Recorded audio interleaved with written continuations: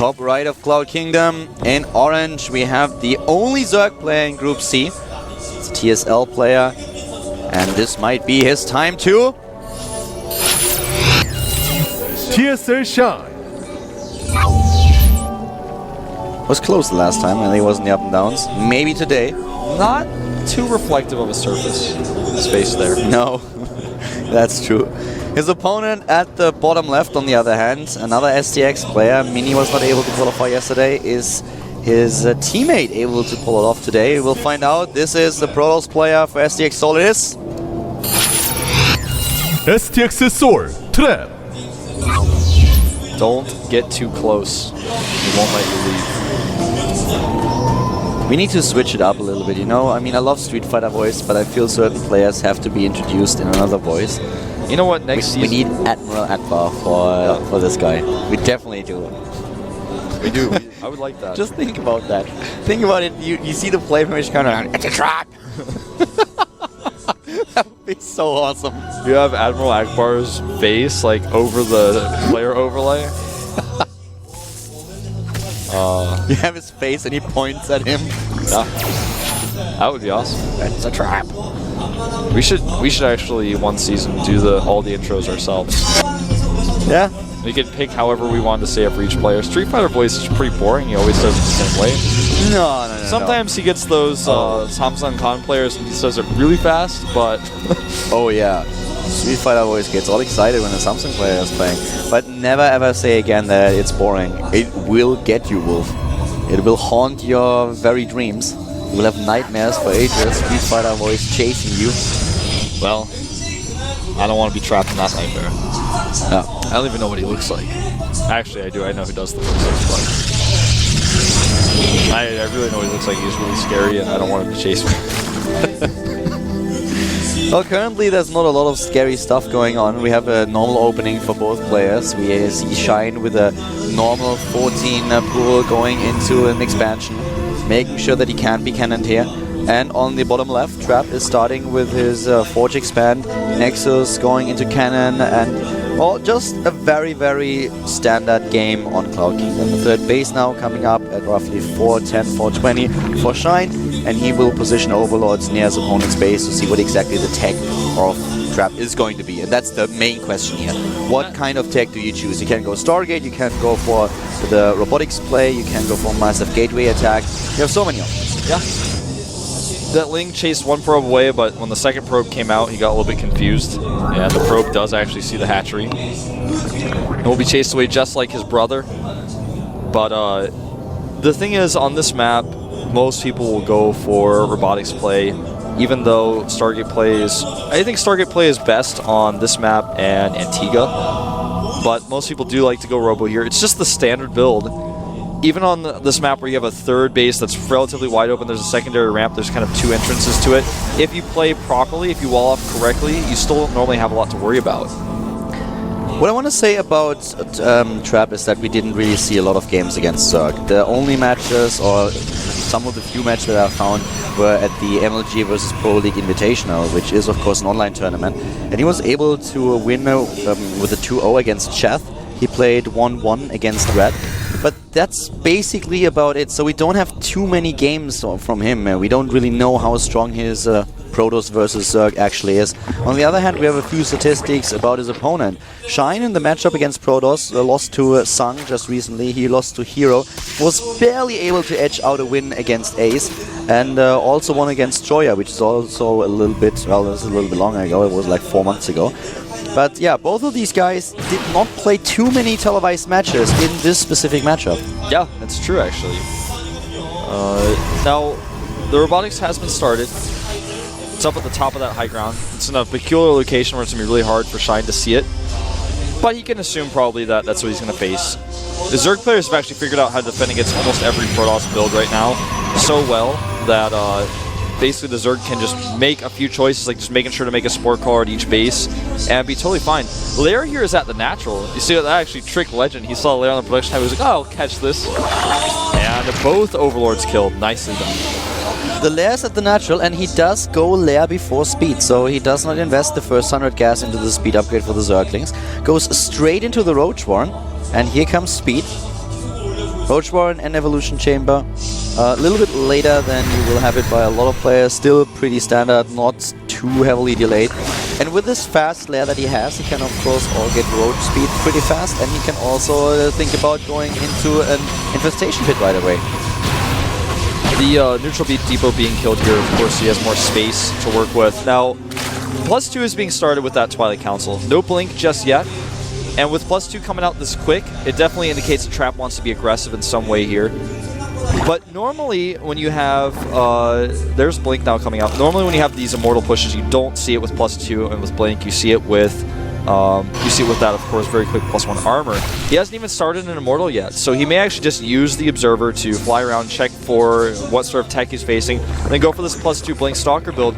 +2 and Blink are two upgrades that are not usually very useful in taking a third base. I mean, obviously you want to have +2 out, it's good in all situations, so is Blink, but it's not something you would want to rush for if your plan is to take a fast third. The robotics helps him with the Observer against Burrow, so this is definitely a build that we've seen in the past, just to counter this Burrow upgrade that a Zerg player might use in order to defend against a Blink Stalker attack. But currently the first Immortal has actually been started, and he increased his sentry to count 2, which indicates more and more that he wants to take a third, and there he starts his Nexus. Yeah.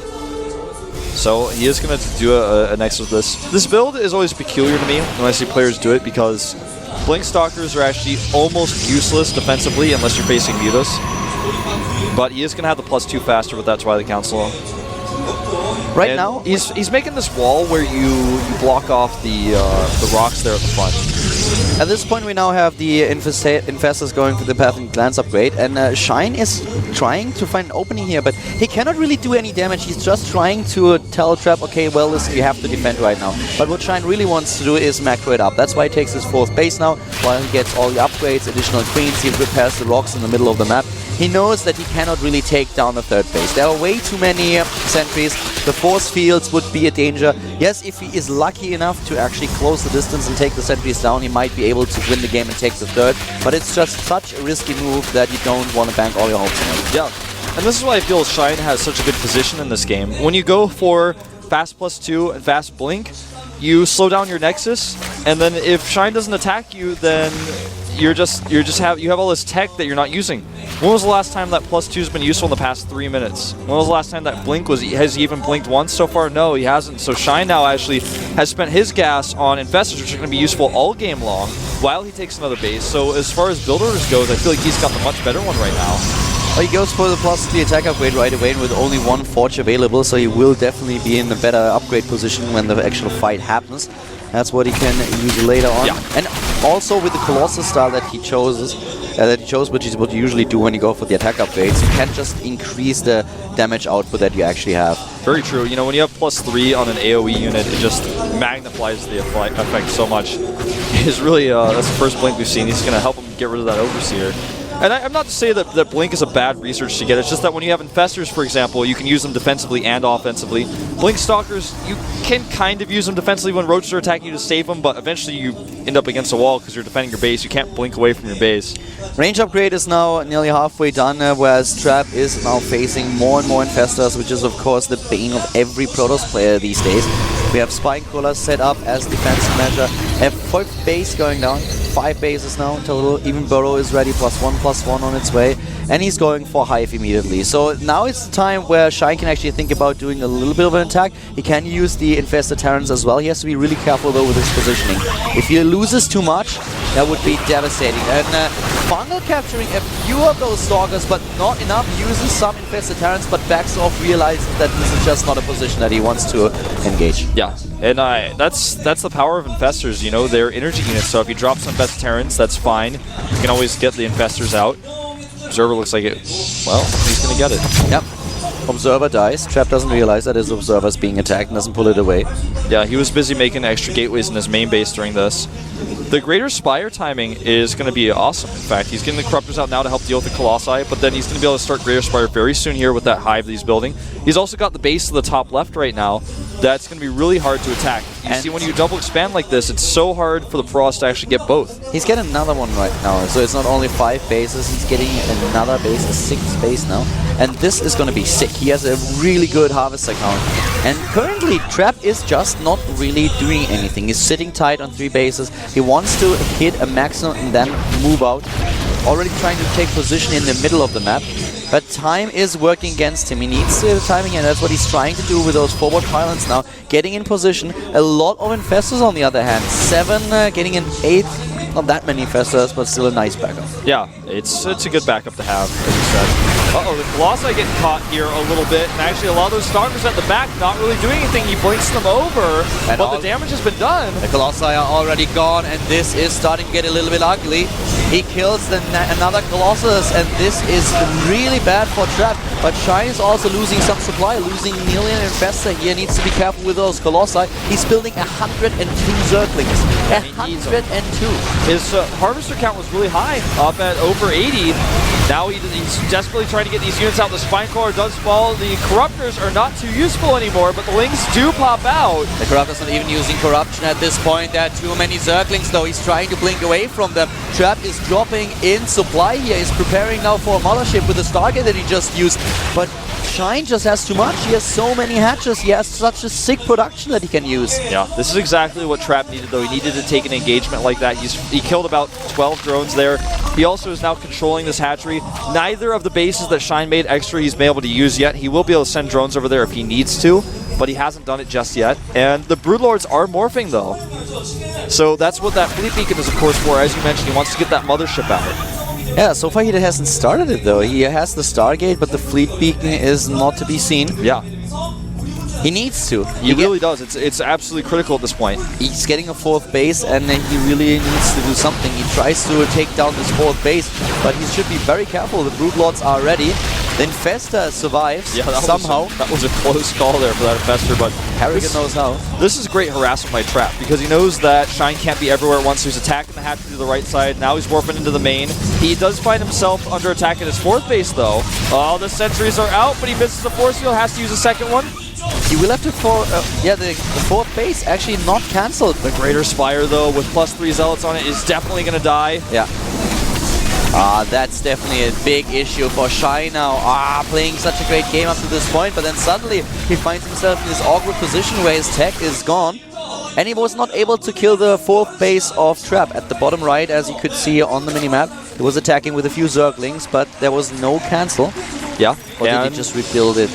Nope, no cancel. He also, well, he's going to lose his Colossus. Trap his Fleet Beacon is finished. He lost that base at the bottom right. Imagine, though, if Trap had also used the Stalkers to kill another hatchery while all the forces were in the middle of the main base trying to defend the Spire. Things could have been really bad. But now Shine knows that he's not going to have Broodlords again for a long time if he loses these, but he still wants to make use of the ones he has right now. He's moving towards that 4th base, and as you can see on the production tab, the Fleet Beacon is done, but the Mothership is just now being started, and he's not going to have it in time to defend against these Broodlords. Yeah, and there are 6 Broodlords already and a massive amount of Infestors, so now he's putting pressure onto the 4th base, and Trap kind of needs this. He does not have a huge amount of income, whereas Shine is on all these bases that he can use. He didn't saturate all the mineral lines, but he pretty soon will. There's no way for Trap to hold the 4th. It dies, and now he retreats to the 3rd base, trying to make this choke point work in his favor. Yep. Grabbing that hatchery to the north, though, with those Zealots is really smart.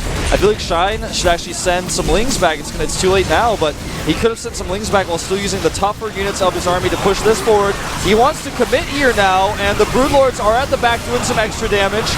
But does he have enough against this many Stalkers? He wants to kill him now. Not all of the Broodlords are engaged in the battle, though, as few of them are just trying to take down a few gateways, which is really unfortunate. The Infestors are dying here. A nice burrow, but the Broodlords are now completely exposed. Yeah, he's going to be able to blink again here. He's losing a ton of Stalkers, though, and I think it may still be enough. Shine is reinforcing with so many Zerglings. It's definitely becoming an issue here. 100 supply against 185. The Infestors are still ready. They are out of energy, just dropping a few Infestor Tamarines, but that's all that he has. And now the Mothership is almost here, but it's just no longer relevant in this battle. The reinforcements are the big issue. Exactly. Is he going to be able to deal with these? It looks very unlikely at this point. He also lost a lot of his income losing that 4th base. He just doesn't have the ability to remax like Shine does with all the production and all the mining he had earlier with all those drones. Let's be honest here for a second. If the third base dies, then Trap is out of luck. He won't have the income that he needs in order to continue facing his opponent. Shine is just playing a macro game now that Trap cannot win. The mothership is out, trying to protect the Nexus here, and now everything is just invisible. He cannot use it. There is no Overseer. Yeah, he can't actually kill the Nexus without an Overseer. This looks really funny. Cloak probes are protected here. But now the Natural is under siege. He's moving in. There's no wall anymore. The units are streaming through the gap, trying to kill the production. Trap is falling farther behind in supply. He's down to 70 now. The mothership moves away, and now the probes are exposed once again at the third. Yep, and Trap is out of luck here. His mothership is getting low on hit points. He's fighting a Corruptor 1v1 with it. And the Infested Terrans alone may be able to kill that mothership. GG. Game over for Trap. Shine wins his first game in the group. ASD lost his first game. Harding and Trap lost their first match as well. Keen on the other hand, Björn and Shine, they were able to win the first map and therefore take a little bit of a lead in this group. And of course, we're going to have another set of 3 games really soon. The next match that we are going to witness is ASD. He's up against Björn. Keen, on the other hand, has to battle Shine, so 2 of the players who won their first round match will be able to will have to fight now. That will already give one of them a pretty significant lead in the group. And last but not least, we have Parting against Trap. All these 3 games will happen after a short 5-minute break. So, guys, I guess we'll see you in a few minutes, and then we'll have the next set of matches.